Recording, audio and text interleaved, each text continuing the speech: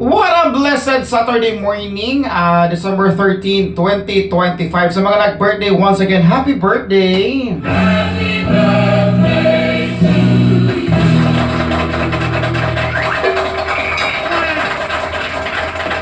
Alright, nining Sabado sa buntag, gusto na ko nga paminawon ko ninyo. Clearly, critically, o technically. Minawa ko nyo mga kabarkada. Kaya kani akong isulti na karon katong hisgutan na to karon kabuntagon is very important sa tuwang kinabuhi. Sama na lang. Sa unsay purpose nimo? Unsay purpose kanong nibangon ka this morning? Unsay purpose nganong nanginabuhi ka? Unsay purpose nganong nangindahay ka? Unsay purpose mga kabarkada nganong nakigbisog ka niining kinabuhi? Nayuban ang pinakabugat nga rason, Sarge, tungod sa ako ang anak. Namay mga anak nga reason mga kabarkada nga ato ang sabton nga ilan ang rason, bukat man ilang rason. Nay rason po na po yung mga kabarkada nga hala bitaw Sarge no, nga rin ang trabaho ko, sa purpose na ko diay. Dili masabtan og dili nato malalis mga kabarkadas nga sa matag karon og unya kanatong tanan. Normal lang kanato jud bisag unsa to bali-bali, normal lang jud nato ang kaning gitawag na to purpose in life. This morning nakamatikod lang ko ba nga tanan di ang butang nga nasa atong palibot is na ay purpose. Tanan di ang butang unsa pa man diya, mabato, masagbot, makahoy, mahangin, mataw nga way pulos. Pero naaga po yung purpose di ay. Nga naman, tungod kay kung imo na yung ablihan nimo ang mga mata, masabtan natong tanan mga kabarkada.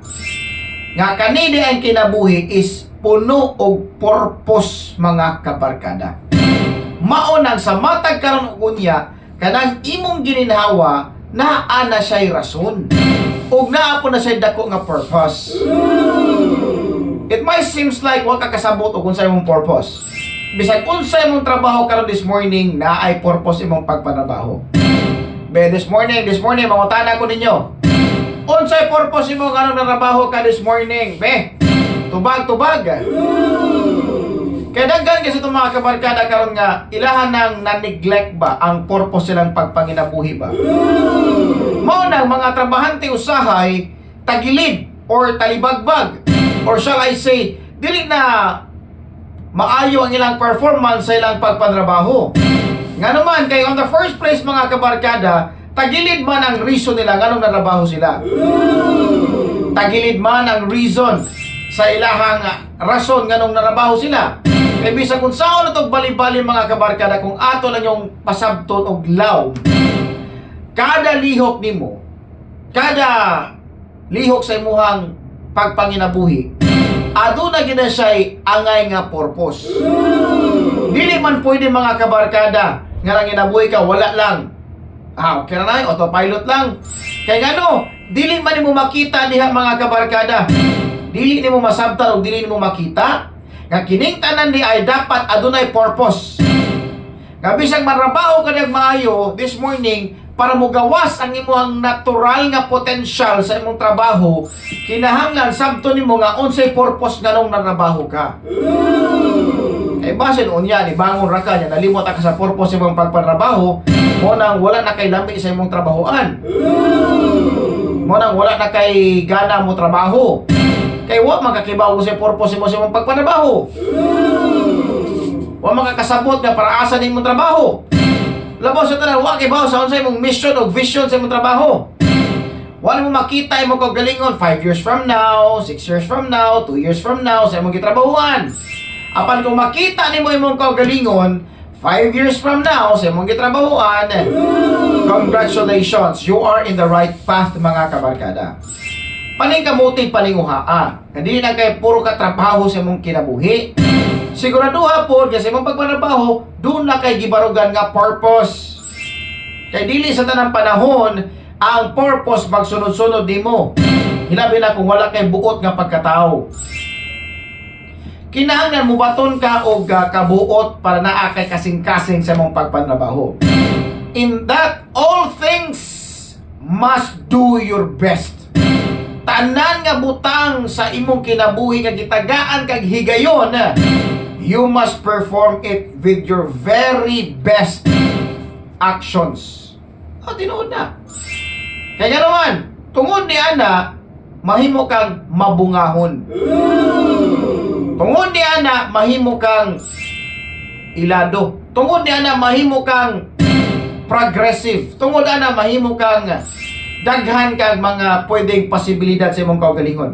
Nga naman, because you are following the rules, you are following unsay sud sa imong kasing-kasing. Together with the job that you love. Hey, this morning, kung wa ka ganahi sa imong trabaho, ha? O wa na ka kaoyon sa imong trabaho, pwede kay kang mupahawag yun. Yeah, tinuod. Pwede kay kang mo resign. Kaya nga wala magagilagdok diha. Kung nag-uol naman gani kasi imong trabaho, kaya mo ang rason, di ka kasoroy-soroy, di ka kalaag-laag, tungkol sa imong trabaho, resign diha, pahawa diha. O di man gani ka gusto sa imong trabaho. Kay naapay daghang tao nga gusto sa imuhang trabaho. Naapay daghang tao nga nag-atang sa imuhang posisyon. Dili ra kay ikaw. Pwede kay kang ilisan diha nga mo nga posisyon. Apan huna-huna pag-ayo mga kabarkada, before ka niabot sa kanak nga posisyon, huna-huna adjud pagkasama kadagang higayon ug unsa imong mga naagian before ka naabot anak nga posisyon. Naman ko yung mga kabarkada, abi kay promoted na as supervisor, as manager, as unsa pa na diha, malimtan nila og diin sila gikan ba. Di na sila makihalubilo sila mga isikataw. Kaya lagi, taas ko granggo ha. Iring. Mura na gyapon kag kuan gyapon. Tao ra gyapon kag gyapon, although dako kag sweldo kay dako kag granggo. Pero wa diha gipasabot mga kabarkada nga dako na ka og labaw na ka sa tanang tao. Kinahanglan sabton gyapon nimo kung sa purpose imong pagpatrabaho. Kaya kung dili mo masabtan sa imong purpose imong pagpatrabaho, useless ang imong pagpatrabaho, useless imong pagbangon this morning. Kung makakasabot sa imong function, tinuod mo na, wa ka kasabot sa imong function. Kung labaw sa tanan, wa ka kasabot og paraasa ang imong gibuhat. Kaya kung sabton sa tao nga kini akong gibuhat para aning butanga or para aning tawhana, grabe kay kaka-productive that day. Karon sa baduha, grabe kay kaka-productive karong adlaw. Pantay mo, mga tao mga nga productive kay silang kinabuhi. This morning, pinalitan. This morning, example na to, dahil tao nga nag-ukay-ukay in town. Hindi man ka-afford sa mga brand new, no? Na-ukay-ukay, pagpang-ukay-ukay niya, pak! Naganahan na siya mga ipang-ukay-ukay, o iyang gilabhan. Gitagaan niya ang oras, gitagaan niya ang kanang balon iyang kinabuhi, o iyang oras para labhan ni mga butanga. O, gilabhan niya maayo, nauga, gibutangan og daw ni, nauga. O niya, paghuman, okay na, nanay fabcon, humot na ang iyang ukay-ukay. Sulubon, di nahalata nga ukay-ukay. Iyang gitagaan og oras ang maong gibuhat niya kay for the purpose para sa iyang kaugalingon. Napuyupan sa'yo kanibangon. Kaya para sa'yo mahuman yung trabaho nga mintras dili pa mo gawas ang haring adlaw.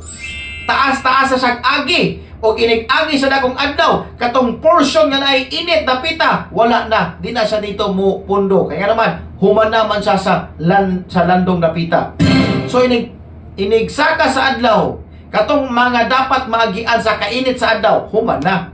Wala na siya sipsipanan o wala na siya kanang gunahanan dito na pita, kay wala naman. Iyan namang nagunahan na katong lugar nga grabe kay init. So proceed na po siya sa lugar nga landong, iyon ana ang productive dapat. Mao ni siya ang sekreto sa mga saunang mga tao nga grabe kayo kakugihan. Karon mga tao, karon mga kasagaran sa mga batanon, mudawat ang limpyo. O makasabot ko silang purpose good. Kaya wala po gitundo sa mga ginikanan o kung sa'y purpose nga to sa ilang mga anak. Dapat kada adlaw isilsil sa alimpatakan sa bata na ngano ganing ni eskwela ka? Para asa ganing ani eskwela ka? Ngano ganing kinahanglan kang mohimo sa imong assignment? Na ngano ganing kinahanglan mo matakag sayo Para mo eskwela ka? Ngano ganinak? Kay kung masabtan o matubag sa bata ng mga butanga, na ay impact sa iyang kinabuhi o sa iyang utok o sa iyang kasing-kasing ang pagmata niya o sayo. Ano man, ugma damlag kung wala nakaisip ginikanan. Makasabot man na ang bata nga, uy, hingkod naman ko karon, ulitawan naman ko, daga naman ko, di ba ka, minyo naman ko. Ubangon ko para ani, o di ba? Na kay purpose imong pagbangon, dili kay autopilot lang kada nga, ay pakialam, no. And every inch sa oras nga mong gigahin ini kalibutan na it should be na ay purpose. This morning, what is your purpose kung napakabuhi pa ka? Para magkichismis ka sa ubang tao? Para mangliba ka sa kinabuhi sa ubang tao? Para hilabtan nimo ang mga tao nga wag yun ang hilabot nimo? Para usikan ang imong oras spending your time talking about the life of other people? Mao ba na ang imong purpose ini kinabuhi? Kung mao na, I tell you, in front of your ears. Nganong ears man, Sarge? Nga, namina mo muna ko karon. In front of your face. Nganong face naman po, Sarge? Kaya ma-post mo nga video later on. In front of your face. Kung mao po na imong purpose karon this morning, nibangon ka para manglibak. Nibangon ka para manghilabot sa kinabuhi, huwag yun ang hilabot sa imuha. I tell you, nag-usik-usik lang ka sa imong panahon o imong oras ining kinabuhi. May pang mawa na lang kanining kalibutan na.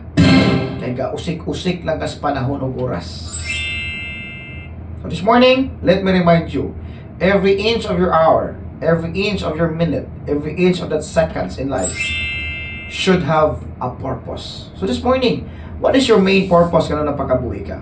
What is your main purpose kung ni mata pa ka? Or unsa kay purpose nimo nganong gipukaw pa ka sa ato ang labaw nga makagagahom? Basin ikaw wa kasabot og sa purpose. Nganong buhi pa makakaron? Nganong gibuhi pa man ka sa labaw nga makagagahom?